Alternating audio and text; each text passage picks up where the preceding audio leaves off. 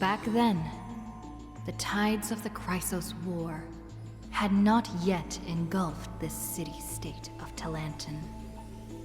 And the young princess inside the gates once loved to roam without worries.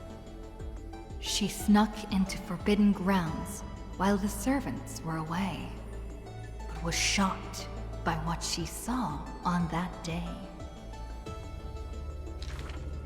A chessboard, a stack of pieces, and a strange woman. The board dissected by daylight and shadow, the pieces polished from rough stones uneven. Fancy a game? If you are my match, then I'll call you my friend. The stranger's voice was husky and coarse. If you can beat me, then I'll call you my teacher, the princess proudly retorted. Despite the bravado, the princess had never touched chess. The defeat made her study in earnest, acknowledging the other as a teacher. First, she learned the knights, bishops, rooks, and queen. Then, how to defend, attack, capture, and checkmate. I have learned all there is to learn. Barely out of childhood, the princess raced into games of chess. Those who looked down on her faced many losses. Those who glorified themselves forfeited in a mess. At her prime, none could rival her at all. But she still recalled what the stranger said. My origins bring dark omens, so never tell others where your teacher is from. Then the waves of the Chrysos War washed over the world. The Achaemens welcomed a ruler. She was deemed Imperator and loved to play chess with herself. She regarded all things as pieces, whether Chrysos heirs or Titans magnificent. Before every god-slaying campaign, she thought of the stranger from her childhood, as if that woman had always lived in her mind. Isn't it lonely to play chess against yourself? The princess did not understand at the time. But now, she who bore the crown finally realized. The flame chase's beginning was like fuel being tossed onto the fire. And in the unending road of marching banners and war cries, she finally had time to meditate. There were often jesters behind the king, curious about her past in her old city, lost to time. One claimed the Imperator was cruel, executing her own teacher. Another stated the Imperator was biased, learning from an enemy hostage. Many such rumors abounded, with no origin found. No matter. That was indeed the criminal sentence I read out. The Imperator stated evenly. My teacher was an enemy hostage whom my elders had imprisoned. Her state betrayed our alliance and must be executed according to law. But she taught me chess, so why can't I chisel the word teacher on her tombstone now? When the princess personally cleaned up the possessions of the dead, she caught sight of an incomplete game on the ground. The stranger's hoarse chuckle still echoed in her ear, laughing at the eternal fate of imprisonment, and at how the one facing her was the princess of the enemy. Is this your final game for me, my teacher? The princess imagined the endgame over and over. Even when she took the Imperial crown, she still dreamt of the black and white board. The concealed truths suddenly dawned on her during a more difficult contest in the future. An unfinished game might be the opponent's lifelong barrier.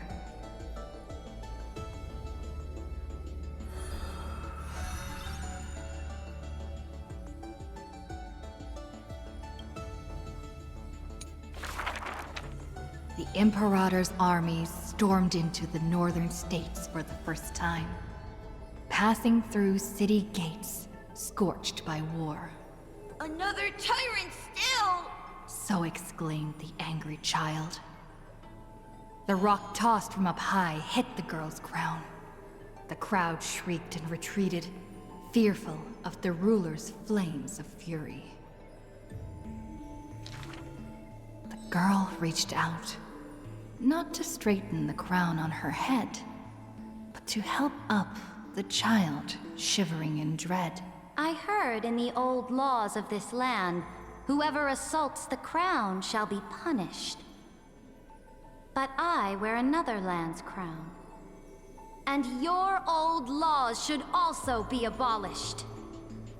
After many days, the Goldweaver discovered in shock that wearing a crown or a hat to the side was now this land's fashion, likely to remain with the Imperator's name in tradition. The so-called heroes with golden blood in their veins all have the qualities to fight for the core flames. Who's to say this was not the gods' plan? To have the heroes at each other's throats, so the divine could hide in Old Law's lair and laugh, play, and gloat.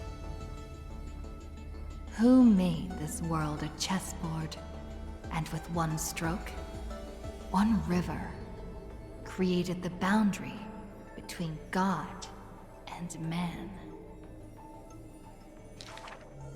Dux Gladiorum, Dux Carminum, Dux Helcalithist, Dux Fragoris, Dux Brumalis. Heed my call! The girl stood before a mighty army with her scepter. Today, I will insist on crossing the Rubicon. Gather the might of all heroes and begin the journey to slay gods! Half of the core flames were now in her hands, and the hidden trickery Titan stirred, leaving taunts.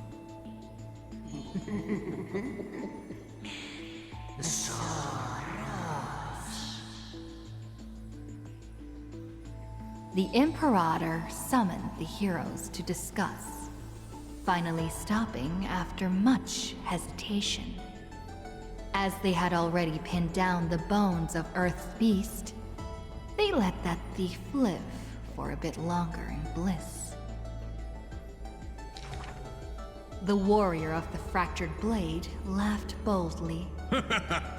Our sovereign is good at open strategies and struggles with trickery. But where is that live fish? The Imperator replied with a chuckle. Her? She probably disliked the scent of cats and submerged herself in the baths. The years spent with her dukes didn't seem too far distant. Yet, only after the end of many wars did the heroes discover how the Imperator's form walked more and more alone. The road of a ruler is a lonely one. One day, we'll only be able to see her retreating form. The Swordmaster of Singing Waves was worried too. When all others had departed in intoxication, the two of them gazed into each other's eyes, towards torrents deeper than their fates, and sank into profound silence. Drink one more cup with me, my dear follower. In the end, the Imperator first broke the silence. When compared to the taste of salt and blood, I sometimes miss your ambrosia. About the destruction about to be born, and the eternally occurring extrapolation. The Antikytheran spoke of all this in words unceasing. So this is the old world I must fight against. The girl's expression bore no sorrow or tragedy. Instead, she looked more solemn and ready than ever.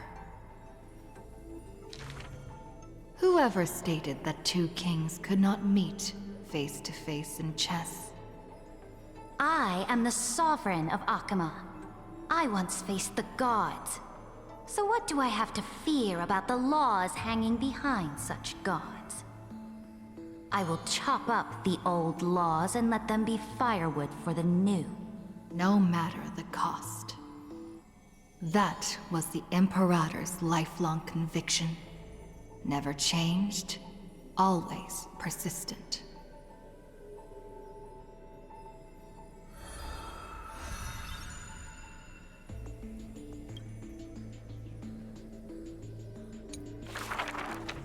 I dreamed that the Imperator's statue stood before the world-wearing altar, her gaze level with that of the gods.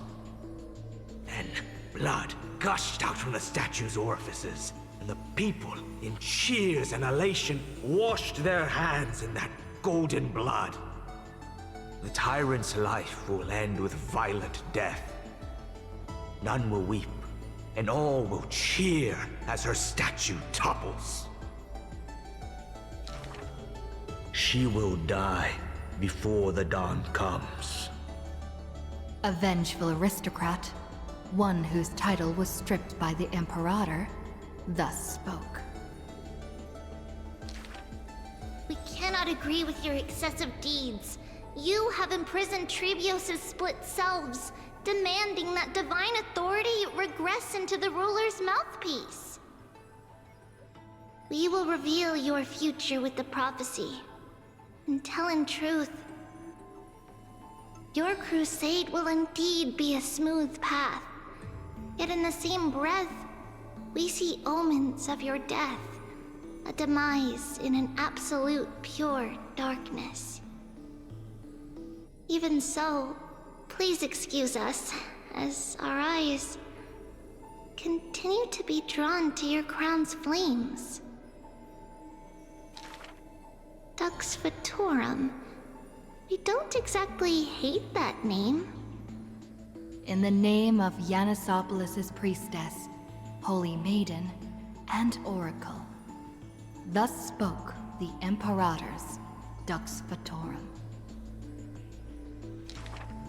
Allow me to remind you, your life is now on a countdown with the fall of law, and you will become law. I must confirm, is our deal still going strong? Is the future I promised you more satisfying than the future in the prophecy? Ah, you are as resolute as always. Good. Oh, as ever, this prison of gods, amphorious and all mundane in average worlds, needs someone like you. A daring ruler. Let us end this despicable extrapolation together. Amphorius' Theoros, the Imperator's co-conspirator, Lycurgus, thus spoke. The Imperator betrayed the Flame Chase Alliance. And I was the sinner who paved the way for her achievements. Like how a deep-sea fish cannot escape the tide's push and pull. I granted her an end fitting for a tyrant. Her dying smile, gazed towards my tear-swelled eyes. She commanded me to wash away all sins and filth, and return a blinding dawn to the holy city. She commanded me to set up stones and monuments, in lightless seabeds to commemorate our friends. But who will remember her achievements? I will rest with her in a lonely song. Electra, the last heir of the ocean, who played music on the waves alone, spoke thus. Please record the truth of my life, dear author. No need for words of praise or solemnity. Just as I once instructed Dux Carminum, the histories of rulers are not for recording our merits, but for warning future generations. As for why the Imperator died, and what reproach she would face in life and death, those should be left for the new world to judge. Now I have personally entered my end, a self-flagellation. Let the boiling gold covering the holy city be stamped with my name. For I am certain I have won half a move against the gods. And this unfinished game will be left to the future to reach completion. Saridra, the only Imperator the Holy City had ever seen, spoke thus.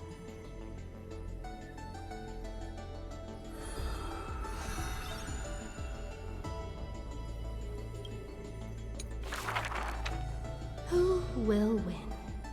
The fanatical followers of the Eon of Erudition, or the audacious plots of the monarch playing against heaven?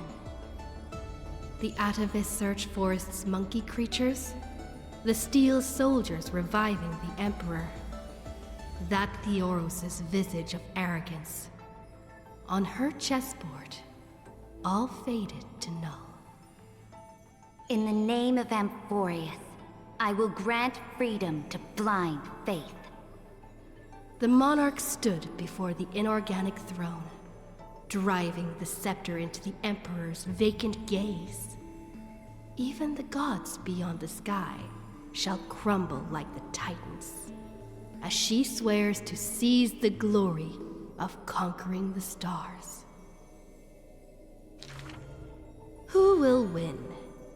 The immortal faithfuls of the Eon of Abundance, or the storms dancing between the chessmaster's fingertips? The pawns slay the birds, the horses trample the wolves, the chariots smash the trees, and the queen severs the head of pestilence. In the name of Amphorius, I will grant immortality eternal rest. The Cienjo lays forth the ocean's tribute, which the monarch grants to her loyal Gladius. And upon that night's sorrow-marked visage appears a smile, precious and rare. Who will win? The raging waves of war from the Eon of Destruction, or the sharp blades of the Empress that has never tasted defeat? Even in the face of the power that swallows the stars, neither monarch nor subject faltered. They would prove their golden blood outshines the lifeblood of the gods themselves.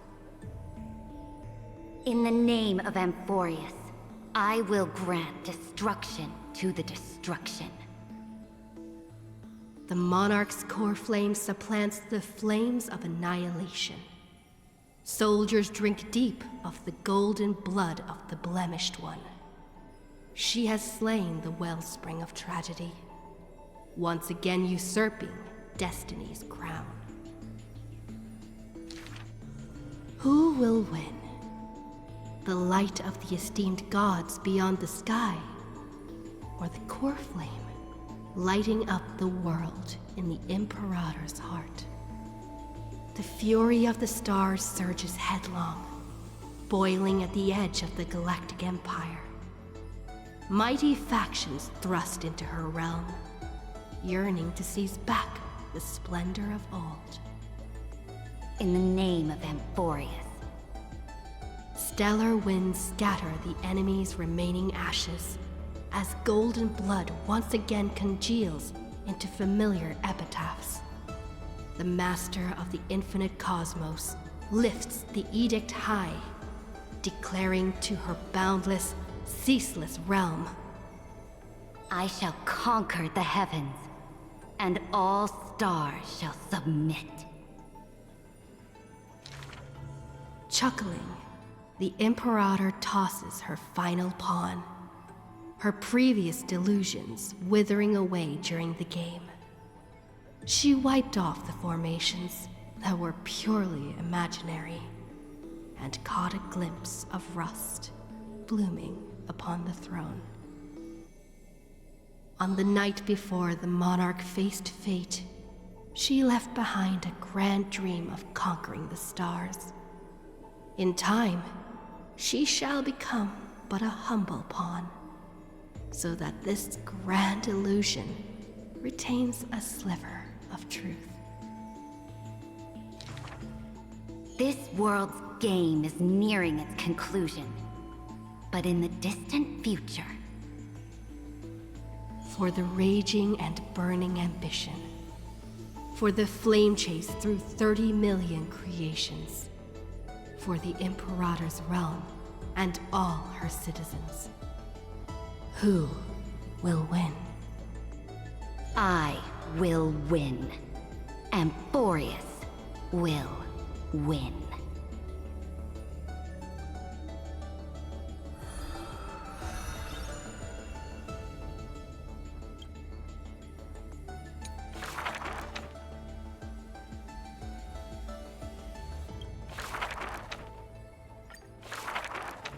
When entering the Flame Chase's currents for the first time, all the Swordmaster saw were colorful fish. She had already experienced the Imperator's dangerous games. She had long grown used to the giant beast's silent face. Carminum's charms and Helcalith's gentleness warmed her like a spring breeze.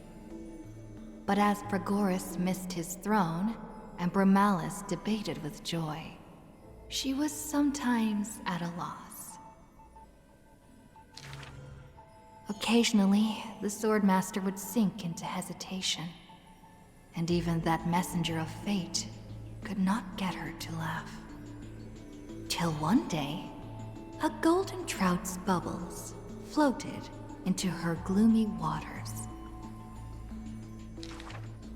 In that holy city where golden figs grew, the messenger of fate led to her a maiden dressed in glamorous gowns.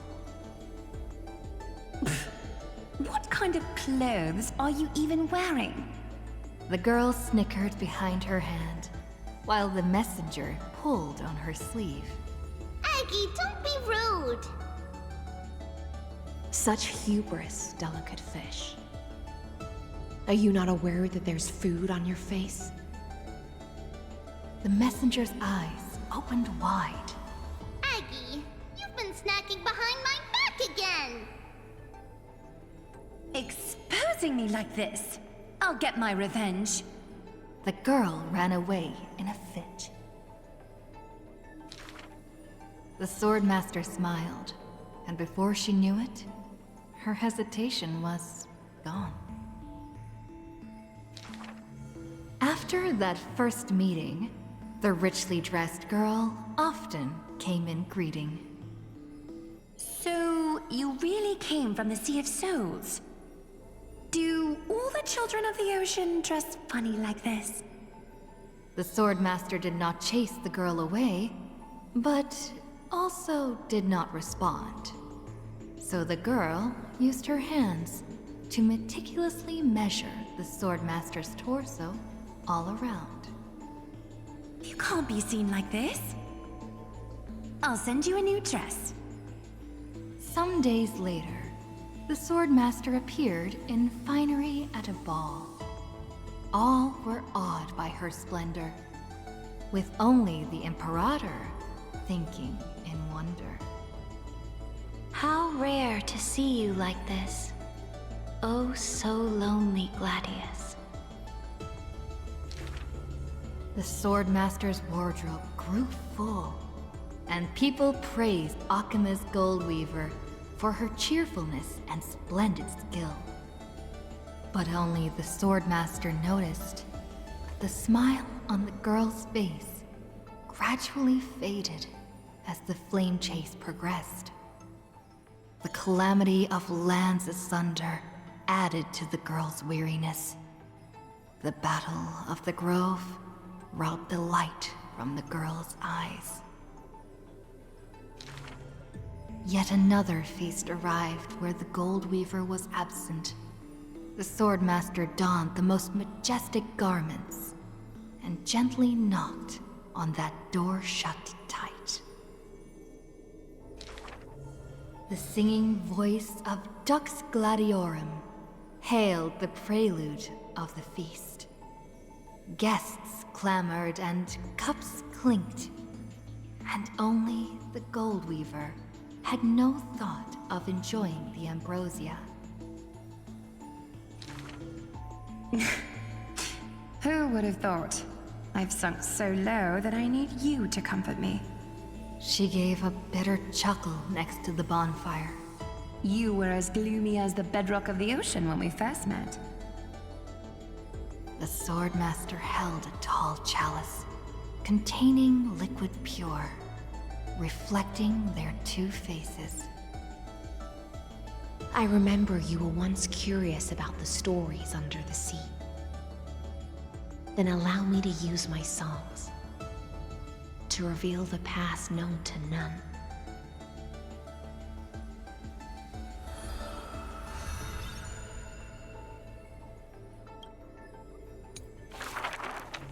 In the depths of the Sea of Souls was a kingdom of dancing ghosts. Its residents all had melodious voices, and music enveloped every ocean current. For the Queen loved her people deeply, thus drowning out all sorrows and leaving only feasts and twirls. Only one rocky castle was silent, one belonging to the Princess of the Ocean, a princess named Electra.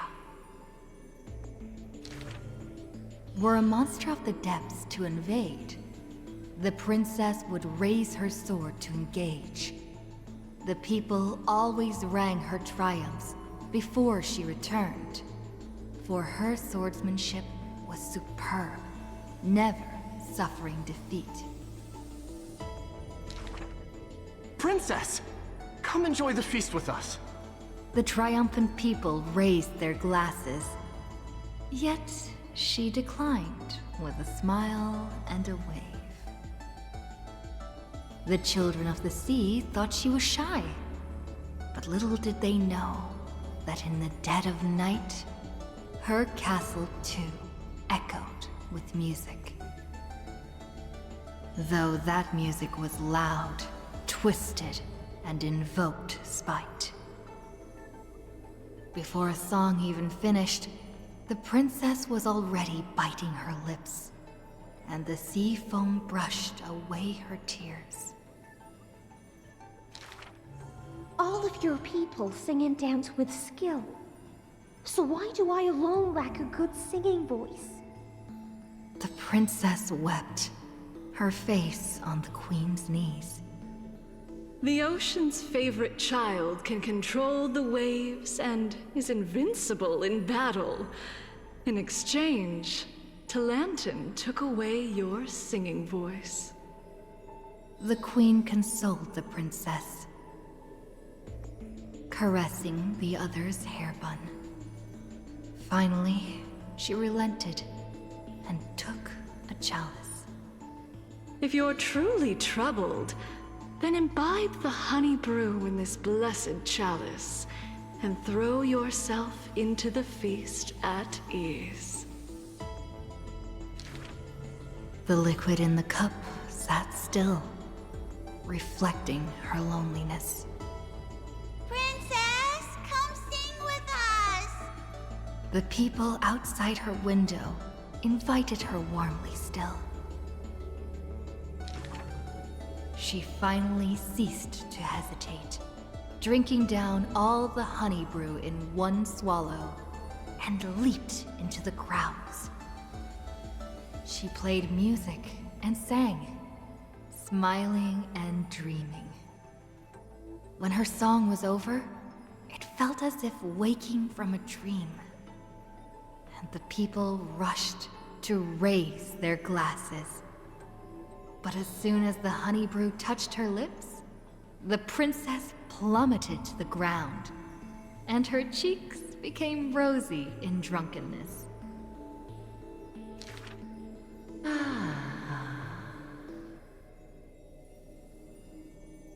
The whispers of the ocean filled her ears as the princess fell drunk again and again at the prelude of a feast. Seems like you still have not been able to get rid of that curse. The Gold Weaver softly took the cup away from her hand. If you want to enjoy yourself to the fullest, then leave this honey brew till the very end. She smiled, then tilted the cup towards the Gold Weaver's lips. Even if one is burdened with imperfections, I beg you to remember not to refuse that sip filled with fantasy and dreams.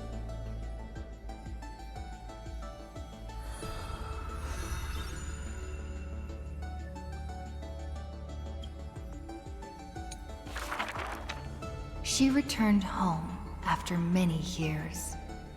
The princess of the ocean stood alone with her sword drawn, stepping over the blooming blood of her peers.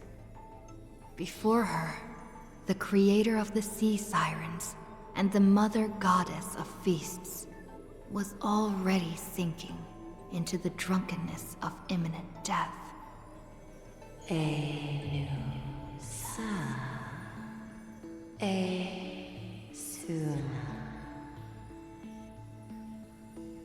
When the blood pact of the law won over the ocean's core flame, the sea siren once again lost her melodious voice. I'm willing to accept the final Imperial command. But it is a pity that our feast was ultimately a mirage. The deep sea became a silent place of dwelling. Hugging her knees, Electra locked herself in. Savage and fearsome monsters swam past her, but none dared to interrupt her tragic dream. Till one day, a golden trout's bubbles floated into her gloomy waters. Long time no see, Gladius. I see lands. Now you have truly become the ocean's bedrock. Old friends met again, and new friends came in greeting. Many messengers came in company. The playful kitten hid behind the golden trout. The butterfly of the deadly shadow fluttered in courtesy. If you don't mind, The resplendent pearl sparkled. we hope you can regain your strength and sing for the world once again. Electra raised her violin sword in doubt, as the strings had long ago rusted and snapped. But a few golden strands cleansed all the filth around her, then stretched out to become new strings. The golden strings showed Electra that the world she loved was not yet silent, and the journey of deliverance continued still. Yet the path to the Sea of Stars would not be a carefree feast. The golden trout never met with her again, and the waves brought endless news of sorrow. Amidst the long wait, she remained bound by decree. All the flames had died out, extinguished until this world fell into eternal silence. And the wordless enemies in the deep sea were the audience of this rite, the Theros. You already know that the world is just an illusion. The sea siren gazed out beyond the heavens, and once more raised her glass to fill it with honey brew. Since the mirage of pleasures can only disappear like foam, when you return, will you save some ocean spray for me? This was a city of festivities, where never-ceasing songs eternally filled the air. Chrysos heirs, demigods, and mortals all came to feast from the four corners of the world.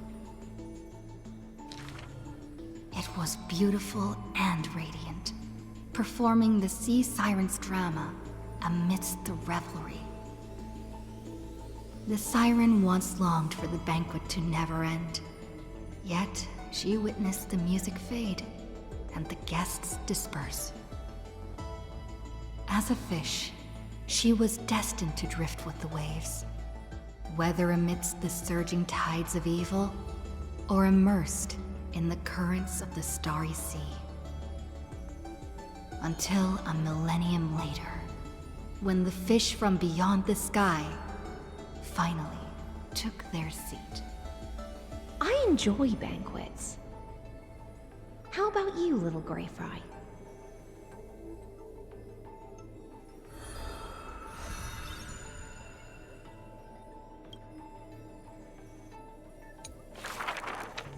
Having beheld the monarch's gifts, she completed her demigod's destiny.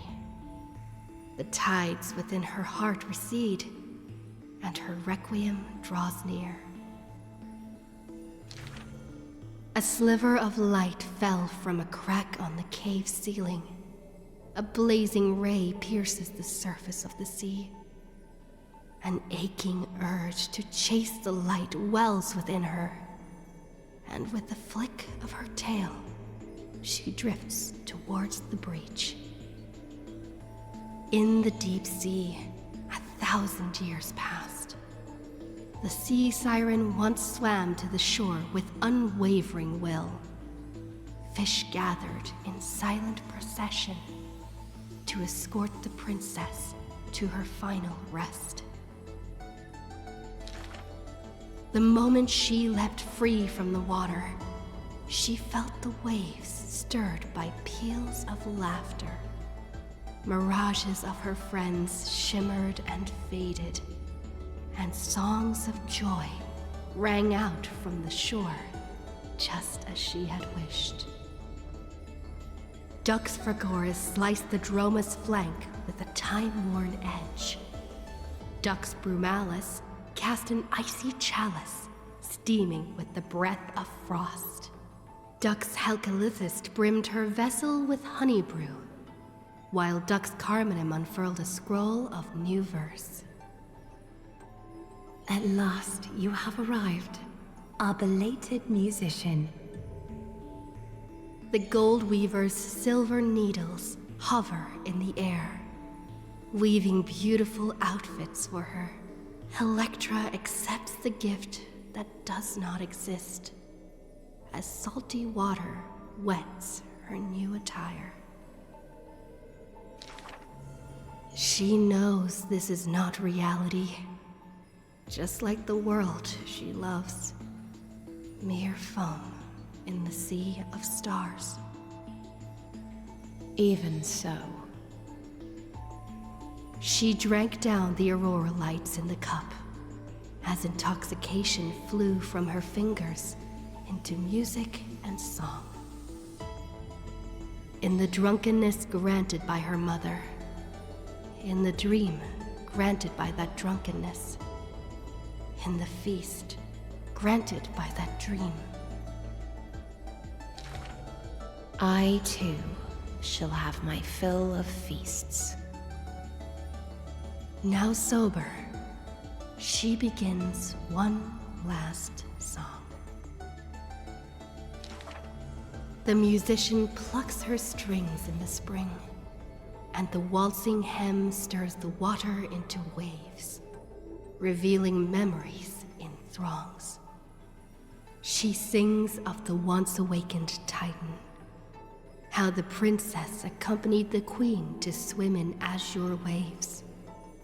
She sings of the confident and dashing monarch, of loyal knights who marched with the Imperator to seize the solemn states.